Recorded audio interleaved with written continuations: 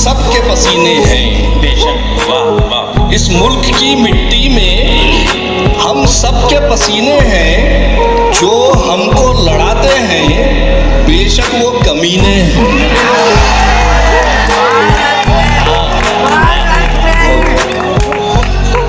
शुक्रिया, इतनी तवक्को नहीं थी मगर उतनी याद आई है मुझे।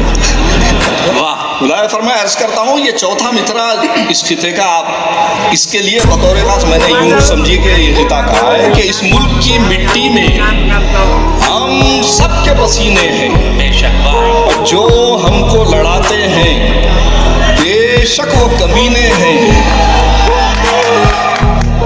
हिंदू हो के ईसाई, सिख हो के मुसलमान हो, वाह। हिंदू हो के ईसाई, सिख हो के मुसलमान हो, भारत की अंगूठी के ये सारे नगीने।